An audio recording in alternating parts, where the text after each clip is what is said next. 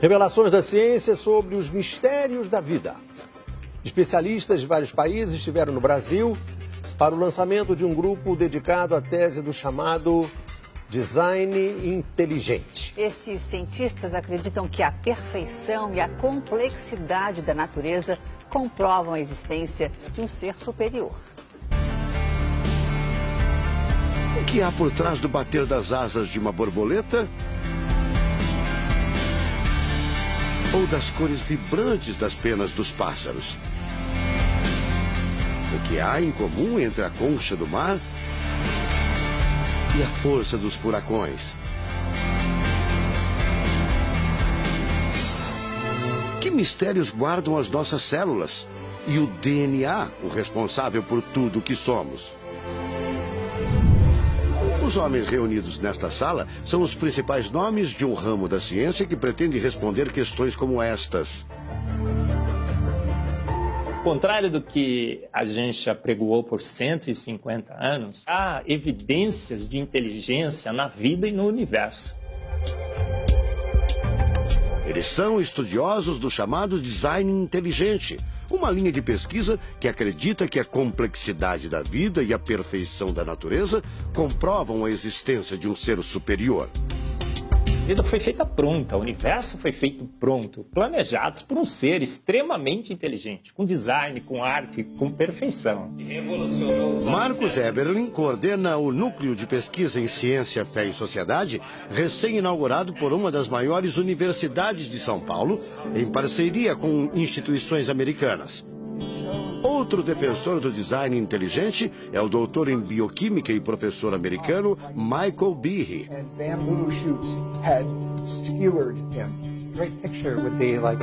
Brian Miller é doutor em física. Ele coordena as pesquisas da Universidade de Duke, nos Estados Unidos. Seria um super engenheiro, um super arquiteto? Você pode dizer isso, responde o físico. Um arquiteto que tinha a vida em mente, um criador que fez a vida deliberadamente. Also, when you look at life itself, não é de hoje que os cientistas procuram pistas deste arquiteto da vida. Galileu Galilei, o célebre físico e astrônomo italiano, disse há mais de 400 anos que a matemática é o alfabeto com o qual Deus escreveu o universo. A matemática se dedica a provar que tudo no universo segue uma lógica. Mas foi ainda antes, na Idade Média, que outro italiano, Leonardo Fibonacci, decifrou parte deste alfabeto. Ele descobriu um padrão numérico que se repete em quase tudo na natureza. Em homenagem a ele, o padrão passou a ser conhecido como sequência de Fibonacci, uma sequência lógica de números que pode ser expressa em formas geométricas. Em cada quadrado, a gente consegue construir arcos, são aquelas linhas tortas, né? A gente consegue ligar um arco com o outro. Quando você liga um arco, um outro arco, um outro arco, um outro arco, um outro arco, e vai seguindo um outro arco, pensando no próximo quadrado, um outro arco. Essa aqui é uma figura que é uma espiral, chamada espiral de Fibonacci. E essa espiral aparece em diversos lugares do nosso cotidiano. Aparece, por exemplo, na nossa orelha. O formato da nossa orelha é exatamente essa espiral. Uma coisa interessante, aparece no nosso rodamuinho do cabelo aqui. É o mesmo formato que aparece aqui. Que é o mesmo formato que aparece naquela concha do mar, tal do Nautilus, né? Que é o mesmo formato que aparece nas estrelas do universo. Que é o mesmo rodamuinho que forma quando tem um furacão. A sequência de Fibonacci foi encontrada também nas ondas do mar, nas pétalas das rosas, na distribuição das sementes do girassol e até nos hexágonos da casca do abacaxi. Mais uma comprovação matemática da existência de uma mente inteligente por trás da criação seria o chamado número de ouro, ou proporção áurea, representada pela letra Φ. O número de ouro, também representado pelos dígitos 1,618, está presente na construção de uma das obras mais importantes da antiguidade, o Partenon. Foi usado por Leonardo da Vinci na Mona Lisa, o quadro mais famoso do mundo. Essa regra do número áureo, ela vem, né, aparece no Fibonacci e aplica em um monte de situações. E é legal que os gregos percebiam isso, eles associavam isso muito com a ideia de perfeição. Ele está presente nas asas das borboletas e até nas medidas do corpo humano.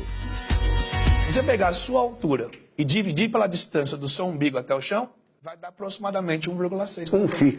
Vai dar um φ também. Se a gente abre os braços, né? Calcula a distância da ponta de um dedo até a ponta do outro dedo. Então vai ser desse dedo maior aqui, no dedo médio, até chegar ao dedo médio. Se eu pegar essa distância e dividir pela distância desse dedo até esse ombro aqui, vai dar 1,6 de novo. De tudo na natureza, o que mais impressiona os cientistas são as células, a chamada unidade básica da vida. São as menores partes que compõem os seres vivos, vegetais ou animais.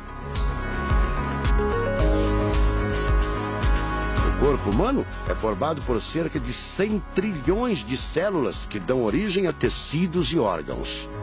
We cannot be accidentally caused. Life is not an accident. O americano Douglas Axie estuda biologia molecular há mais de 25 anos. Ele garante: não existe a mínima possibilidade de a vida ser um acidente, um acaso da evolução do planeta.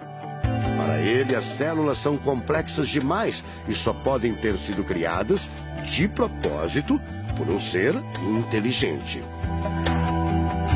Literally machines that are made out of molecules. Dr. Michael Behe concorda.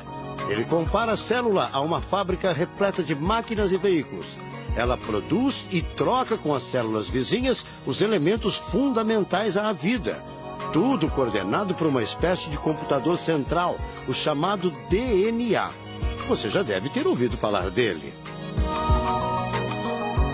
O DNA é um conjunto de informações genéticas que definem as características dos seres vivos. Entre os humanos é o DNA que informa o sexo, a cor da pele e do cabelo e o formato do rosto, entre outras coisas. São 6 bilhões de informações condensadas numa estrutura microscópica extremamente eficiente. O presidente da Sociedade Brasileira do Design Inteligente considera o DNA o mais avançado código de que se tem notícia. A gente tem a molécula de DNA como um modelo. Por quê? Porque quando a gente descobriu essa molécula, a gente viu que é uma molécula fantástica, maravilhosa. E ali evidências e mais evidências de que uma mente inteligente projetou a vida. Porque é o software da vida. E esse software tem o quê? Tem ali um código. E a gente sabe que códigos emanam de mentes inteligentes. Nos Estados Unidos, um grupo de pesquisadores afirma ter identificado uma sequência de números que sempre se repete no DNA humano. Seria uma espécie de assinatura de Deus, segundo o engenheiro da computação Greg Braden. So now we have a definition. Ao considerar a carga dos elementos químicos do DNA, os pesquisadores teriam identificado o seguinte padrão numérico: 10, 5, 6, 5. Eles então passaram a tentar decifrar esse código e tiveram a ideia de substituir os números por letras hebraicas. Em hebraico, a língua oficial de Israel e que aparece na Bíblia, os números são representados por letras, como explica essa professora israelense. A escrita hebraica é muito antiga. Já tem textos escritos 1000 anos antes da Era Comum. E nesta época ainda não inventaram o sistema decimal dos números que usamos agora. Na Bíblia, o Primeiro Testamento, podemos ver não só os números dos versículos e os números dos capítulos, mas também as páginas. A contagem das páginas está feita em letras e não em números. A sequência numérica 10, 5, 6, 5 foi transcrita para as respectivas letras em hebraico: Yud, Rei, Vav, Rei. Veja o resultado. A sequência corresponde à palavra Javé, ou Deus, em hebraico. Apesar de todo o avanço da medicina, cerca de 90% das informações genéticas ainda são um mistério. O professor Eberlin diz que as descobertas científicas trazem implicações sérias para toda a humanidade. Mas cada vez mais reforçam os argumentos de quem acredita no design inteligente, a assinatura de uma força superior. A gente vai ter que entregar essa informação para a filosofia e para a teologia. E a gente agora, como bons filósofos e teólogos que todos somos, a gente vai colocar a nossa filosofia e nossa teologia em cima desse dado científico e optar pela melhor opção. Eu, óbvio, acho que a melhor opção é Deus. Como gente, a gente tem esse direito, né, de especular em cima da descoberta científica de que uma mente inteligente orquestrou o universo e a vida.